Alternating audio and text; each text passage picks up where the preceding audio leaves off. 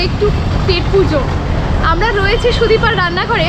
আসলে সুদীপার রান্নাঘর নিয়ে আমাদের আগের একটা ভিডিও আপনারা দেখেছেন, কিন্তু এই 2024-এ এসে কী পরিবর্তন হলো, দামে কতটা পরিবর্তন হলো, এবং ওই ভিডিওতে কিন্তু আপনারা অনেকেই বুঝতে পারছিলেন না যে সঠিক ঠিকানাটা কি।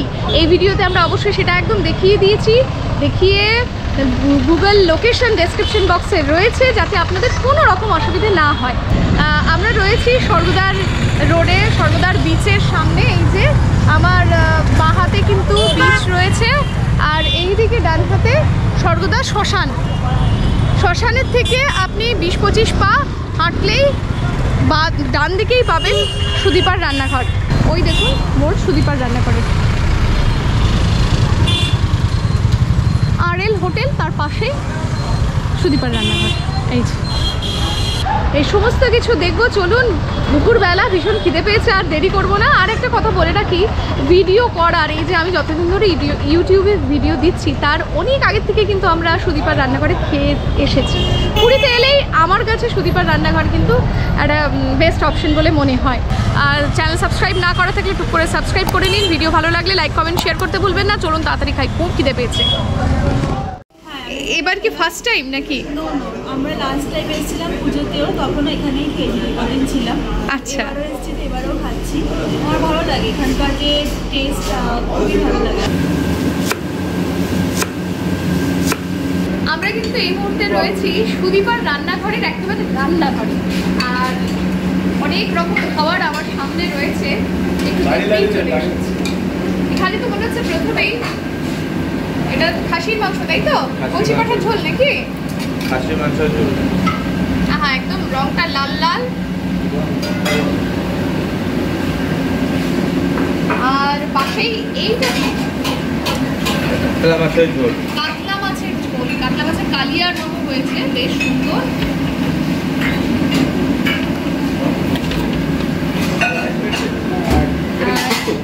এটা হ্যাঁ শুক্তোই হবে, শুক্তো। হ্যাঁ, বড়ি টড়ি দিয়ে, বড়ি, কাঁচকলা, তারপরে সজনে ডাঁটা, বেগুন, সমস্ত দিয়ে শুক্তো।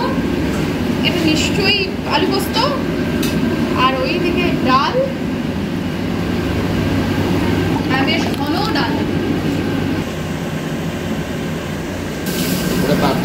আচ্ছা, পাবদা মাছ হাতে উঠালেই বুঝতে পারবেন এই এত বড়, মানে এই ঝুড়িটা যতটা তার থেকেও লম্বা। সাইজগুলো কিন্তু মাছের খুব ভালো, একদম বড় বড়। এই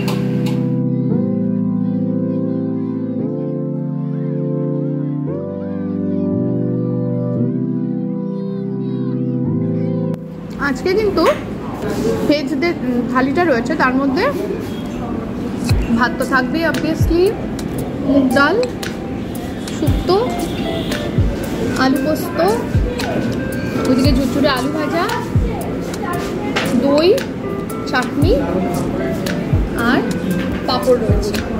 আর আমরা এক্সট্রা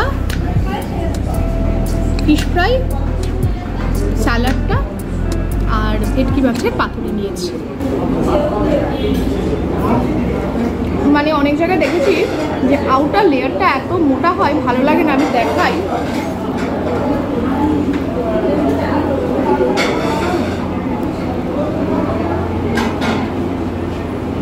বুঝতেই পারছেন আউটার লেয়ারটা কতটা পাতলা। মাছটা প্রচণ্ড জুসি আর যথেষ্ট মোটা রয়েছে। ফিশ ফ্রাইটা কিন্তু ট্রাই করতে পারেন যারা ভালো, মানে ফিশ ফ্রাই ভালো লাগে, একদম ট্রাই করে দেখুন। মাছটা ফ্রেশ মাছ, তার পরিচয় যারা মাছ চেনেন জানেন যে সাদা ফটফটা। দেখুন ভেতরটা, ভেতরে একটুখানি ধনে পাতা আর বিভিন্ন জিনিসের মশলা দিয়ে করা আছে।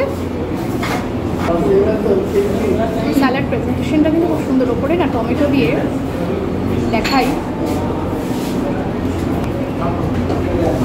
ডালটা একটু মিষ্টি মিষ্টি সুন্দর লাগছে, যেরকম মুগের ডাল বাড়িতে হয়, টমেটো দেওয়া, জিরে ফোড়ন দিয়ে, একদম বাড়ির খাবারের মতো।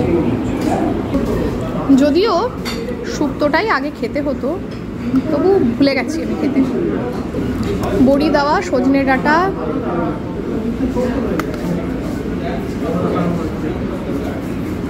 করলা রয়েছে, কাঁচকলা, বেগুন, অনেক কিছুই রয়েছে। শুক্তো আমার বেশ লাগে, বেশ ঘন, কিন্তু দেখাই একবার, একদম ঘন,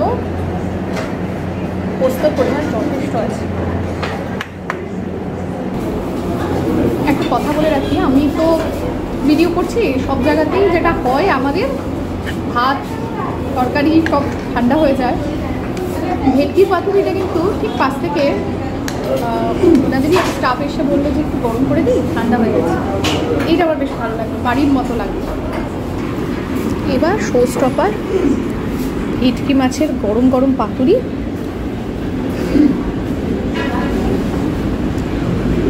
একটা কাঠি গুজে কলা পাতার মধ্যে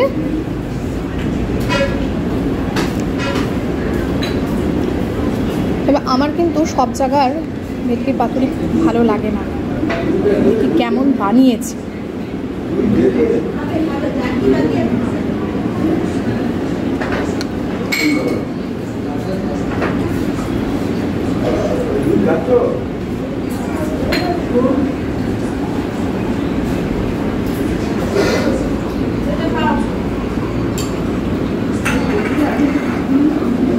ওপরেই কাঁচা লঙ্কা দেওয়া, বেশ অনেকটা পরিমাণে সর্ষে রয়েছে, আর খুব গরম। গরম গরম না খেলে মজা পাওয়া যায় না। বেশ মোটা মাছটা, এই যে এই হলো, বেশ মোটা কিন্তু পোর্শনটা, একদম পাতলা ফিলফিলে একটা কিছু দিয়ে দিয়েছে তেমন। সর্ষে পোস্ত দুটোই বোধহয় রয়েছে, কিন্তু সর্ষের একটা ঝাঁঝ রয়েছে। আমার স্বাদে, মানে আমার কাছে কিন্তু আমার খুব ভালো লেগেছে ভেটকির পাতুরিটা, কারণ ঝাঁঝ রয়েছে, একটা সর্ষে, মাছটা ফ্রেশ। আমি সুদীপার রান্নাঘরে আবার এলেও ভেটকির পাতুরিটা মিস করবো না, ফিশ ফ্রাইটাও মিস করবো না, ভালো লেগেছে। শেষে দই, আমার পেটে জায়গা নেই।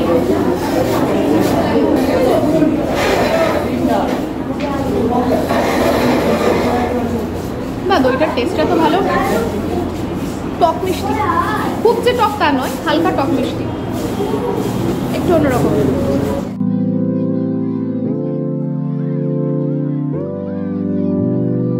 এবার কি ফার্স্ট টাইম খেলেন আজকে? হ্যাঁ, ফার্স্ট টাইম খেলাম। আচ্ছা আচ্ছা, কি বলেছে নেক্সট টাইম এলে?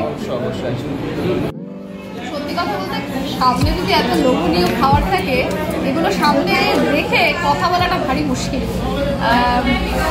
বলে দিই, আজকে আমরা নিয়েছি ক্র্যাব, কাঁকড়ার ঝাল, আর দিয়েছে দেখুন কলা পাতার ওপর দিয়েছে, কিন্তু একদম কষা কষা লঙ্কা রয়েছে, একটু ওপর দিয়ে মটরশুঁটি দিয়েছে, সুন্দর করে একটা টমেটো গার্নিশ করেছে, চারিপাশে টমেটো দিয়ে সুন্দর গার্নিশ করেছে। এটা কলা পাতার মধ্যে লোভ লাগছে দেখেই, বেশ তেল বেরিয়ে এসছে।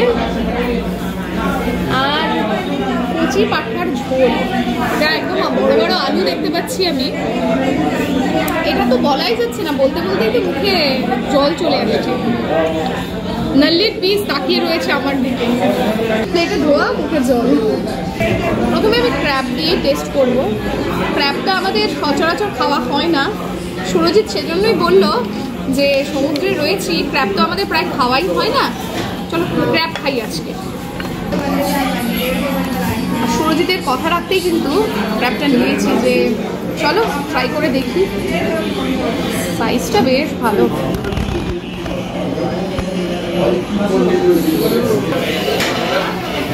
কষা কষা গা মাখা মাখা,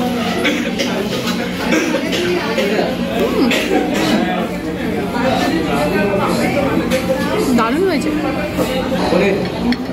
দুটো হাত লাগলো তাহলে? হ্যাঁ, দুটো হাত লাগলোই, আর একদম সুন্দর করে বানিয়েছে, তেল বেরিয়ে আসছে। বেশ মানে মাংস রয়েছে, কিন্তু মিট পোর্শন রয়েছে পুরো। দারুণ। সুরজিৎ আবদার করছিল ক্র্যাব খাবে, মনে মনে ভাবছিলাম দুটো তো অর্ডার দিচ্ছ, আমার ভাগেরটাও তুমি খাবে, মনে মনে ভেবেছিলাম। সেটি হচ্ছে না, আপনাদের সামনেই দেখবেন শেষ করে দেবো। ক্র্যাবটা ট্রাই করে দেখবেন, দারুণ খেতে। ভেতরে তেল মশলা সুন্দর করে ঢুকেছে, তাই পানসে হওয়ার কোনো ভয় নেই, কোনো খারাপ গন্ধ নেই, ফ্রেশ।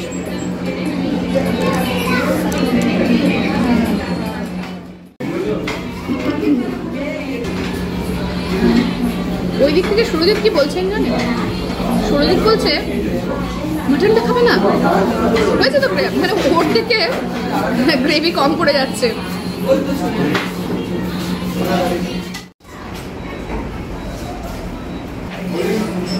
আহা নাল্লি,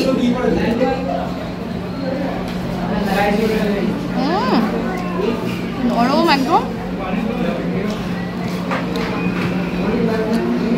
পিঙ্কিশ কালার বলেছি, পিঙ্কিশ কালার হলে ফ্রেশ হয় মাটনটা। সঙ্গে যদি এইরকম একটা ধামসা আলু থাকে, আমি মাটন রান্না করলে কিন্তু এইরকমই আলু থাকে।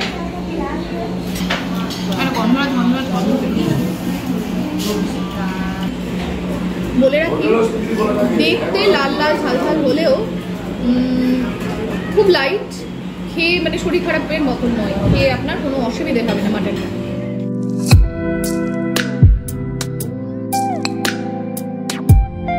মাটন তো ভালোই বাসি, কিন্তু ক্র্যাবটা লাজবাব বেড়েছে। এই যে পিসগুলো কিন্তু যথেষ্ট বড় বড় পিস, এই যথেষ্ট বড় পিস। একটা ইনফরমেশন দিয়ে রাখি, 1 প্লেট মাটন নিলে কিন্তু 4 পিস পাওয়া যায় এখানে, আর চিকেনে কিন্তু 2 পিস পাওয়া যায়। পিস সাইজগুলো বড় থাকে, মানে আগে তো আমরা খেয়েছি তাই বলে রাখলাম। 1 প্লেটে কিন্তু চিকেন 2 আর মাটন 4। পুরীর গরমের মধ্যে না এরকম পাতলা খাসির মাংসের ঝোল, নালি পিস হাতে পড়লে আহা, এইটা না খেলে কিন্তু পাপ হয়, ঠাকুর পাপ দেয়। স্বর্গ। আইসক্রিমটা খেয়ে না আমি চমকে গেছি, তার কারণ হলো আমি ভেবেছিলাম এইরকম দেখে, আমি ভেবেছিলাম ও তাহলে এটা হবে ওই আমুল বা মাদার ডেয়ারি, মানে কোনো একটা কোম্পানি। দেখছি ভেতরে পুরো মালাই, আর এই যে নলেন গুড়টা কিন্তু পরতে পরতে রয়েছে। এই যে দেখুন, এই যে চামচে উঠে এলো, এই যে চামচে উঠে এলো, নলেন গুড় মাঝে মাঝে রয়েছে। আমিও এরকম নলেন গুড়ের আইসক্রিম, আমরা খুব আইসক্রিম খাই, আমি আর সুরজিৎ এরকমটা পাই। তাহলে কি ভিডিও শেষ করবে? আইসক্রিম খেতে খেতে আজকের এই পর্ব এখানে শেষ করছি। সকলে খুব ভালো থাকুন, সুস্থ থাকুন। পুরীতে এলে নতুন নতুন সুদীপার রান্নাঘরে যেসব খাবার ইনক্লুড হয়েছে, কি আমাকে রিভিউ অবশ্যই কমেন্টে জানাবেন। আর যারা সুদীপার রান্নাঘরে আসেননি, ভিডিও দেখছেন, যদি পুরীতে আসেন খেয়ে দেখতে পারেন, আমার কিন্তু বেশ লেগেছে।